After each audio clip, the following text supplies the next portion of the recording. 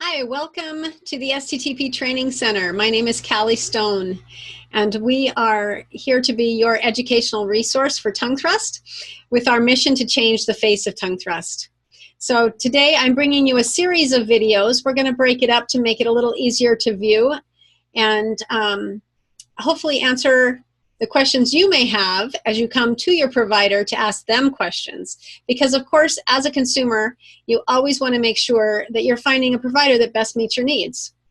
So some foundational information for you is to understand that tongue thrust is generally provided by either a speech-language pathologist or someone in the dental field. It could be a dental assistant, a dental hygienist, an orthodontist's office. It just depends.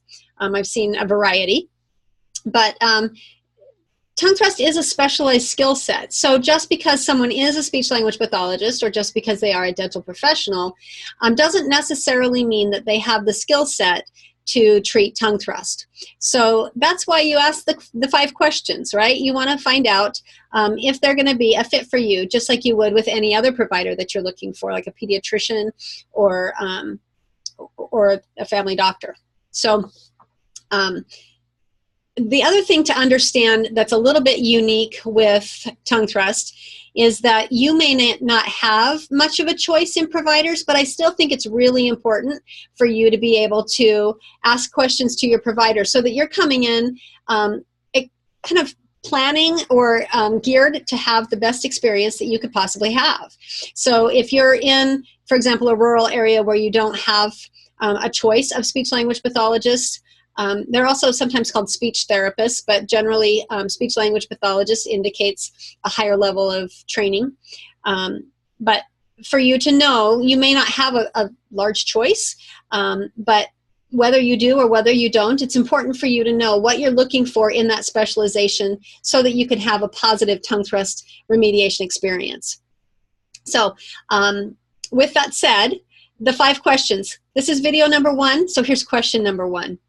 Is the provider specialized in tongue thrust in addition to being certified or licensed in their field of practice?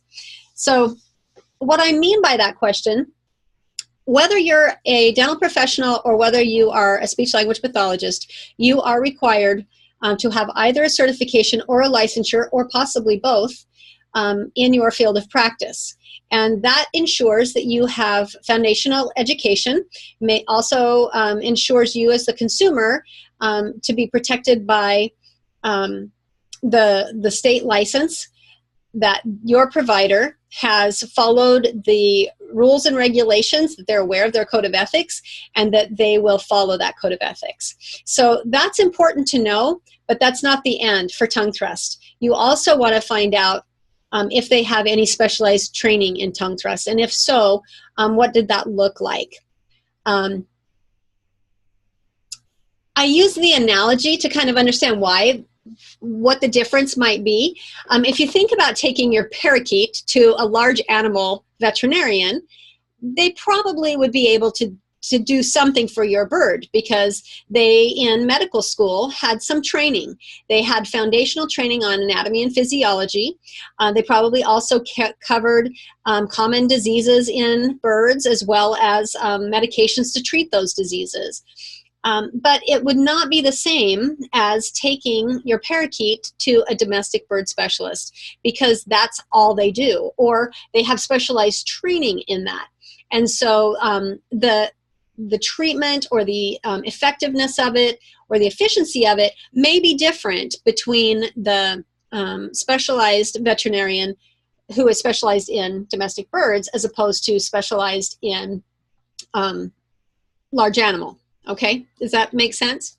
So the answer that you get to that question about their certification in or specialization with tongue thrust is going to give you, lead you into the second question that you're going to ask them, and we'll pick that up on video 2.